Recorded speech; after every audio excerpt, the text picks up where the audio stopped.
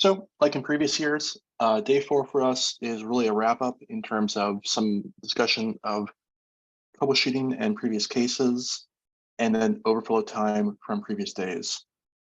We've been making pretty good progress comparatively. I know we still have, it looks like most people, parts 2 and 3 lab best will go through, but after that, we'll be wrapped. So this should be a short session today, especially for those of you who are already done, and then you can go and enjoy your holiday if you're from the West Coast team. But you've had some time now to start playing around with Ansible and AVD in these labs. You've seen some of the things that can go wrong with the example yesterday as well. So let's talk more about what we can look at when we're troubleshooting Ansible and AVD issues. As you've probably seen already, given the size of the example yesterday and the lab we're working on, they get to be a lot of files to look at very quickly. When you're looking at problems, it helps a lot if you can start scoping down the area you look at. The sooner you can eliminate files you have to look at, the better. So when we're looking at customer issues, we're usually looking at a few key things. We're looking at if previous playbooks have worked. If so, we have a delta. We can examine the difference between those playbooks that worked and the one that isn't and see what's changed. If the customer is using Git, this is even easier because then what it allows you to do is you can use tools like Git bisect or Git blame or just Git log show commit to then figure out what they've altered. Another thing we want to check, especially in production, is that the credentials are correct. This may seem obvious, but there's a tool in Ansible we don't cover in the labs here called Vault, and that allows you to basically armor credentials to store them in your repositories. Like you may have seen in the comments for yesterday's lab, we do mention it in prod you would armor them, but we don't for purposes of the lab, so it's easy to edit and get up and running. We've had scenarios, and we'll go through a couple of them as well, where a customer is vaulting their credentials in the playbooks, and they've had something like a host var for a single device have the wrong vaulted cred. So they'll come to you and they'll say, hey, I'm having an issue. Everything but this one host doesn't work in my playbook. I think it's an Arista issue.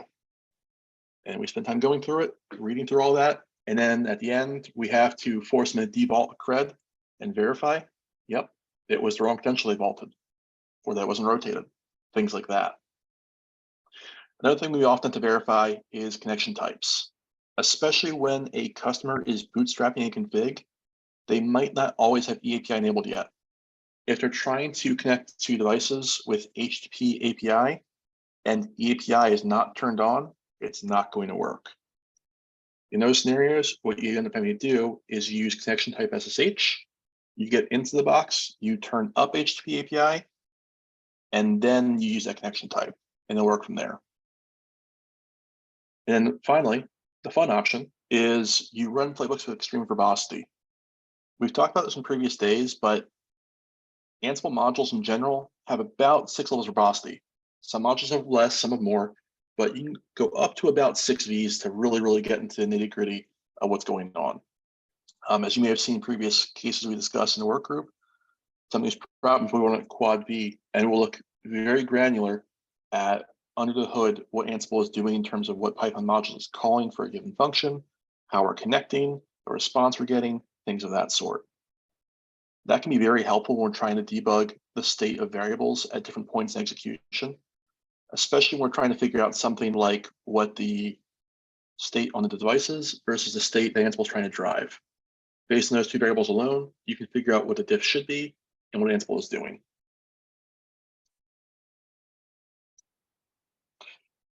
This is the kind of stuff you're going to see when you're doing high verbosity. Now, this is only at 3 Vs.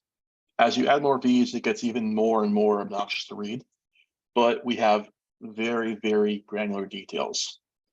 Like you'll see here in this setup, we'll run through and we will basically tell you everything we're doing in the background as far as parsing hosts, variables, what we're looking at in terms of callbacks we registered to the system to do further plugin work, all of that.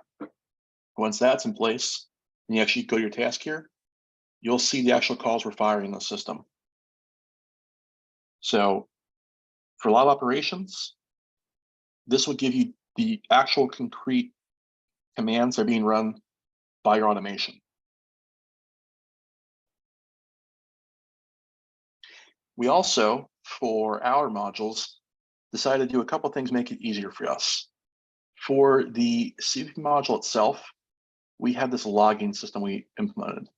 And what you end up doing is you source this logging file into your bash shell, and this will inject params to then do the actual debugging for you with our module.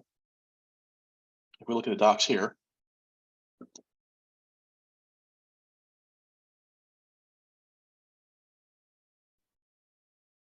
what you'll see is when you run this, you'll start getting facts like these, or sorry, logs like these about your facts and such.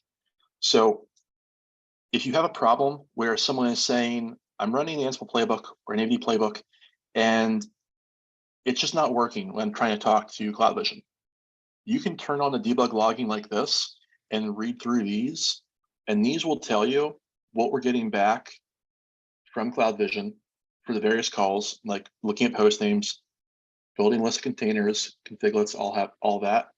And you can see if the API call is working, what our response is, and then from there you can figure out if you have an issue with the CloudVision API, with the communication, or the playbook itself. Very granular logging, but it's very helpful in some cases when you want to just figure out where the breakage is occurring at.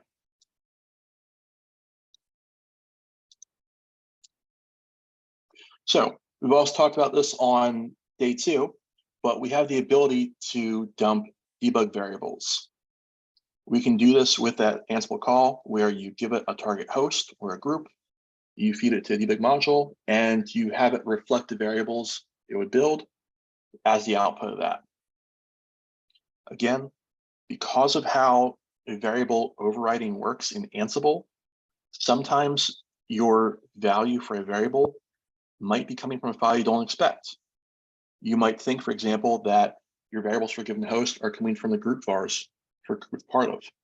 You might discover that there's another group it's inheriting from as well. You might find that there is a host level var override for that device.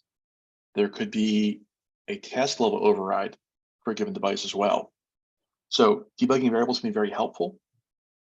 And of course, if you want to dump the entire inventory as a graph to see what your group inheritance looks like, that's going to be your graph call with the Ansible inventory commands. Another thing too, we've talked about before previously, but things that are important are to verify the customer has collections that are up to date. Our code has issues, it gets fixed, we write new versions. Customers that were running older versions of CVP modules, like 3.2, they had different params available for searching by key. We used to not allow you to search by serial at all. That was, I believe, a 3.5 edition. We changed how we do things like fact collection from V1 to V3. And there was actually an issue in CVP 3.1 where we would cause problems with UTP that we had to ship customers patches for to make it work while we were a new stable release of the branch. In general, if you're thinking there's a collection issue, typically you're going to suspect that because the customer is running older code and not current release. You can look at our GitHub repositories. The GitHub repositories are also the bug trackers for those projects. If you look at the issue list, those will show you what problems have happened, and you can see if it's been fixed or not yet. So let's go and pull up one of those here as well. One second.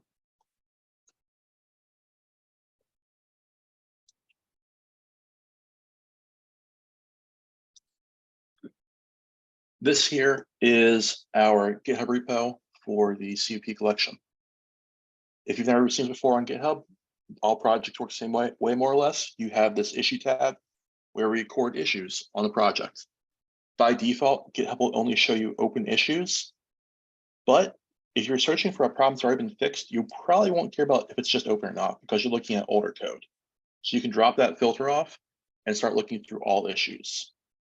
From here, You can then look and see if any of the names jump out. The other thing I usually recommend is looking for bugs. We try and tag a type onto issues to make it easier to filter on if it's a bug, but that doesn't always occur. If you have that though, you can do this, run label.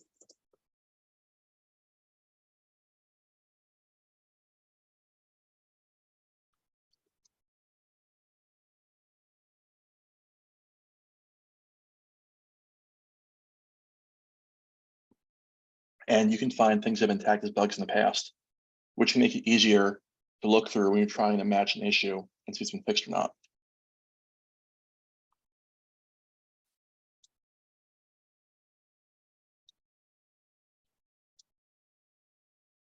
Like we've said, vaulting can be a persistent source of problems, not just because you can have the wrong credential vaulted, but not all of our collections supported the vault system.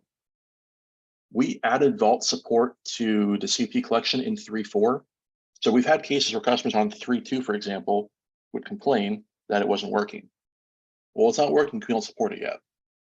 Things like that. The caveat, of course, is that typically when you're looking at vaulted issues, you're going to end up working the customer live because they're not going to send unencrypted credentials outside the environment. So you'll have to be looking at it with them so they can keep it within their network. So let's talk case examples. What we've put in these slides here is some of the greatest hits from the past year or so that we've seen within TAC where Ansible or AVD has been involved in some way. The best one we can think of when we're talking about dev implementations is the Zoom cases. So Zoom, for those of you who haven't seen it, has a highly customized Ansible environment they use. They actually had this built for them by PS before AVD was sold and shipped by Arista as a product. So what they end up having is a special Snowflake environment where they have a makefile per data center that will build a Docker container image per data center. They write playbooks on their local dev machines, and those playbooks are then frozen into the container image. They then take that container image and run it on a Docker hosting environment, which has caused some interesting problems. The first thing we've seen with them was where their Docker file was pinning a dev branch of the CP collection. So they were always pulling development code as they would build new container images. This was originally done because they had an issue with ZTP and they needed to get past it. Once the project was delivered to them, though, and they put it in production, they never went back and repointed the Docker file to pull in the mainline version. So what would happen is, as they were building new container images, they were pulling development branch. Development branch is in active development, it has bugs. They hit an issue with how strict mode operates that cleared out a number of their configlets across devices. That was a big problem for them. Afterwards, we told them to fix that. We went from there. Other things we've seen with them, because of how they do their per DC makefiles and their per DC Docker images, is they will sometimes make edits to the wrong set of files for the wrong DC, and that will cause issues as well. These are things you're not going to see in most AVD deployments because they're using things like inventory and tags to target playbooks, not entirely separate pipelines. But things like this can happen. So you have to be aware that it's possible and look beyond just Ansible itself sometimes when figuring out how customers are getting into a bad state with running Ansible playbooks and plays. Another one we've seen for Zoom was with that Docker host we mentioned that actually runs the playbooks in their environment. Because of how they do this for their security goals, what would happen is they would spin up the Docker container on a given host, run plays. They would then stop the container, not remove it, and start it again when they had to view plays in the future. What we found is that for the host their containers were running on, they would get into an issue where it would not re-inject rules into the host IP tables to forward traffic. So after you would restart a Docker container, the Docker container would have no connectivity outside of the host. This would cause their Ansible playbooks to fail, and they called us in a panic thinking that CloudVision was down. CloudVision was fine. There was no issue there. The issue was actually the host connectivity. So it wasn't even an Ansible issue. It was that host. So after that, we handed them and said, hey, fix this. But we had to be able to step through and figure out why the Ansible calls were failing and why it was that network forwarding issue and not something with CloudVision or the rest of the network. Questions on those two Zoom cases so far, my previous comments about troubleshooting before we go to some of the other cases?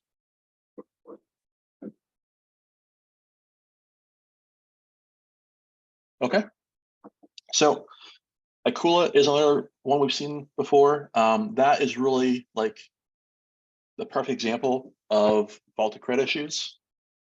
This is one where we spent a lot of time looking at things like the actual implementation they were using for SH connections. We were testing things like pexpect versus Paramico, trying to determine if there's a problem with that, because some errors we got back.